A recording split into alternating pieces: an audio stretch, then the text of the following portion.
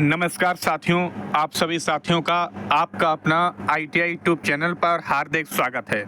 आज के वीडियो का थंबनेल सभी साथियों ने चेक कर लिया होगा। आज का हमारा वीडियो यूपी स्कॉलरशिप 2025-26 पर रहने वाला है।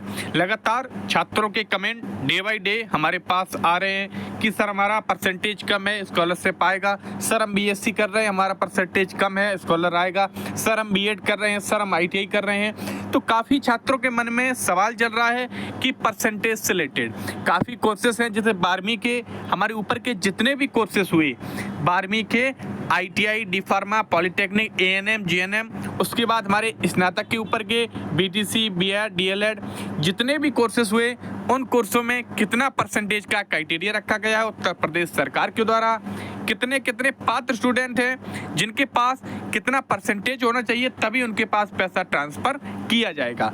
कुल मिलाकर ये video ITI percentage, BA BSc percentage, BTC B.Ed percentage, all in one जितने भी 12वीं के ऊपर की क्लासेस हैं सभी पर ये वीडियो रहने वाला है। प्रयास ये रहेगा वीडियो कम समय का रहे लेकिन एक सटीक जानकारी के साथ रहे। जो नए साथी आपका अपना ITI यूट्यूब चैनल से पहली बार जुड़े हों, इस यूट्यूब चैनल को सब्सक्राइब कर लें, बेल आइकन को प्रेस कर लें, क्योंकि हमारा प्रयास वीडियो वाले 1 दिन बाद या 2 दिन बाद अपलोड हो लेकिन एक सटीक जानकारी के साथ अपलोड हो, जिससे कि जो हमारे साथी जुड़े हुए हैं या जो नए साथी जुड़े हुए हैं तुरंत यूट्यूब चैनल को सब्सक्राइब कर लें। चलिए वीडियो स्टार्ट करते हैं। तो सबसे पहले थोड़ा शॉर्ट फॉर्म में हम आपको समझा दे रहे हैं। ये जो परसेंटेज का क्राइटेरिया हम आपको बता रहे हैं, ये परसेंटेज का क्राइटेरिया हर बार यूपी स्कॉलरशिप में एक पीक पॉइंट होता है, एक इम्पोर्टेंट पॉइंट होता है परसेंटेज का, क्योंकि हर बार काफ़ी हमारे जो छात्र हैं वो वंचित रह जाते हैं, जिन्हें पता नहीं होता है वो उम्मीद बनाए रखते हैं। काफ़ी यूट्यूब चैनल वाले उन्हें उम्मीद या दिलासा दिए रहते हैं कि आपका पैसा आएगा, आपका पैसा आएगा, आप परेशान ना होइए। ये परसेंटेज का जो क्राइटेरिया है वो गवर्नमेंट के अनुसार, अगर आपका परसेंटेज जितना गवर्नमेंट मांग रही है अगर उतना परसेंटेज आपके पास है तभी आपका पैसा आएगा, अन्यथा की स्थिति में जो आपका पैसा है वो बिल्कुल नहीं आएगा।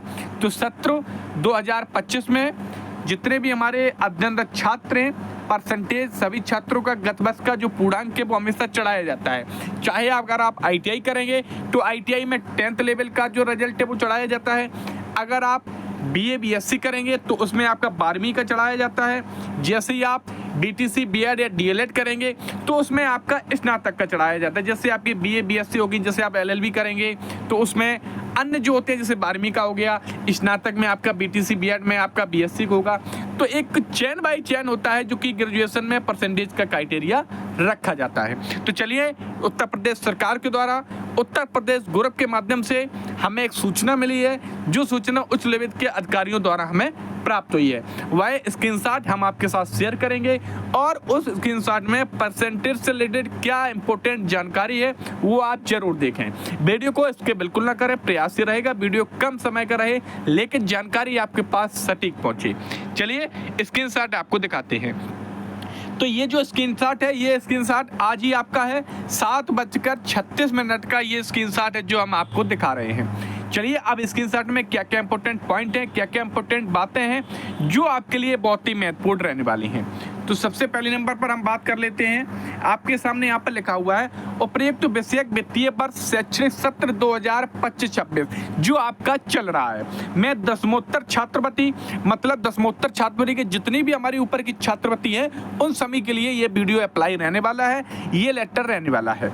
योजना अंतर्गत प्रोफेशनल कोर्स में अनुसूचित जाति, जनजाति, सामान्य वर्ग एवं अल्पसंख्यक वर्ग, तो इसमें हमारे SC ST जनरल और माइनॉरिटी कैटेगरी वाले छात्रों पर चर्चा हो रही है। हम आपको OBC का भी जो परसेंटेज है वीडियो के अंत तक बताएंगे, आप धैर्य धारण बने रखें।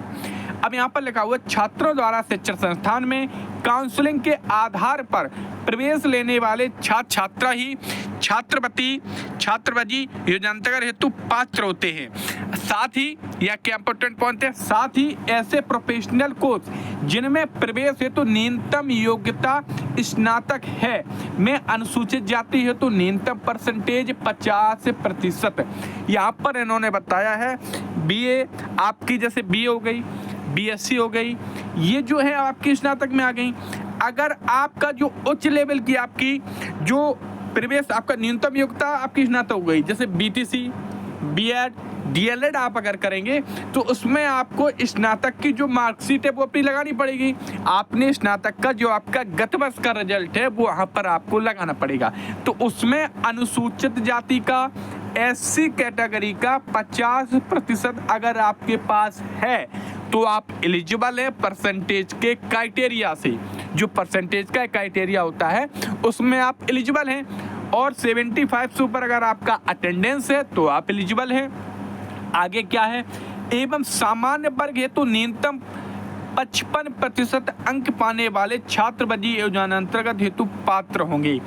अब स्नातक में जो जनरल कैटेगरी के छात्र हैं, अगर उनका स्नातक में 55% उन्हें अंक प्राप्त है तो वह बीटीसी, बीएड, डीएलएड के लिए एलिजिबल हैं। उनका जो परसेंटेज का क्राइटेरिया है वो बिल्कुल कन्फर्म है, उसमें कोई भी किसी प्रकार की दिक्कत नहीं है, क्योंकि परसेंटेज का जो हमारा क्राइटेरिया होता है तो उसमें परसेंटेज आपके गत वर्ष के रिजल्ट पर ही पूर्णतया निर्भर करती है। तो गत वर्ष का रिजल्ट आपका अगर 55% प्राप्त है तो आप एलिजिबल हैं।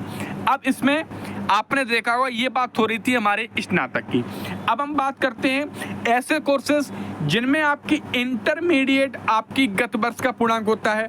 जैसे अगर आप बीए बीएससी में अपना एडमिशन लेंगे, बीए बीएससी में अगर आप एडमिशन लेंगे और वह एडमिशन आपके अगर 12वीं के मार्कशीट के आधार पर हो रहा है तो उसमें जनरल कैटेगरी वाले छात्रों को 60% अंक प्राप्त होने चाहिए, तभी वह यूपी स्कॉलरशिप पाने के लिए एलिजिबल होंगे। आपने एससी का तो देख लिया है, एससी का यहाँ पर 55 दिखा रहे हैं। अगर जनरल कैटेगरी है और इंटरमीडिएट के साथ अगर आपने फॉर्म भरा है, काफ़ी फॉर्म होते हैं, काफ़ी कोर्सेज होते हैं बीए बीएससी आपकी जो कि इंटर लेवल पर फॉर्म भरे जाते हैं। जैसे आपका आईटीआई हो गया तो आईटीआई 10th लेवल पर किया जाता है, बीटीसी, बीएड, डीएलएड हो गया, ये आपके स्नातक के बेस पर जो आपकी अटेंडेंस भरी जाती है, आपके परसेंटेज भरा जाता है। तो सारी परसेंटेज में ओवरऑल जनरल कैटेगरी का अगर 60% प्राप्त है तो आप एलिजिबल हैं। अगर आप एससी कैटेगरी में हैं, अगर एससी कैटेगरी में आपका 50% अगर आपको अंक प्राप्त हैं तो आप एलिजिबल हैं, क्योंकि सरकार का जो परसेंटेज का क्राइटेरिया है उसी के आधार पर जब सरकार अपना वेरिफिकेशन करती है तभी आपको जो यूपी स्कॉलरशिप का लाभ दे पाती है। तो हमने प्रयास किया है जितने भी परसेंटेज के क्राइटेरिया थे हमने आपको बताने का। अब काफ़ी छात्रों के मन में सवाल चल रहा होगा कि सर हम बीटेक कर रहे हैं, हम सर आईटीआई कर रहे हैं, BA BSc, BCom, LLB, polytechnic, ANM, GNM, BSc nursing, ये सारे अगर कोर्सेस आप कर रहे हैं तो उस कोर्सेस में आप अपना पिछला गत वर्ष का जो रिजल्ट है वो चेक कर लें। अगर आप स्नातक में हैं तो आपका एससी का 50%, जनरल 55%, अगर आपका बैक रिजल्ट इंटरमीडिएट का लगा हुआ है तो आप 60%, एससी का आपका 50%। अब हम बात कर लेते हैं ओबीसी कैटेगरी का। तो ओबीसी कैटेगरी का ओवरऑल आसान भाषा में हम बोल सकते हैं आप 60% ही मान के चलिए ओबीसी कैटेगरी का, क्योंकि हर बार पिछली बार 59.9 कुछ के आसपास जो पेमेंट हुआ था, लेकिन आप ओवरऑल 60 मानिए तो आप सुरक्षित हैं, आपका पैसा ट्रांसफर किया जाएगा। जो परसेंटेज का क्राइटेरिया होगा उसमें आपको वापस नहीं किया जाएगा। अब हम बात करते हैं पैसा कब आएगा। तो पैसा आपका मार्च लास्ट तक, अभी समय है आपके पास, आज 24 मार्च हुई है, लास्ट मार्च तक 31 मार्च तक लगातार पैसा डेली बाय डेली ट्रांसफर किया जाता है। सभी छात्र इंतजार करें, बैंक अकाउंट को एक्टिवेट रखें, एनपीसीआई एक्टिवेट रखें और 1076 पर कंप्लेंट को दर्ज कराते रहें। इसमें कोई पैसा नहीं लगता है, फ्री ऑफ कंप्लेंट होती है, तो कंप्लेंट को आप जरूर दर्ज कराएं। तो हमारा वीडियो परसेंट से रिलेटेड हमने आपको एक एक पॉइंट क्लियर किए हैं। उम्मीद ये रही होगी सारे पॉइंट आपको क्लियर हो चुके होंगे। फिर भी किसी भी छात्र को कोई समस्या है तो वीडियो के डिस्क्रिप्शन में हमारा मोबाइल नंबर मिल जाएगा, टेलीग्राम की ग्रुप, व्हाट्सएप चैनल की ग्रुप मिल जाएगी।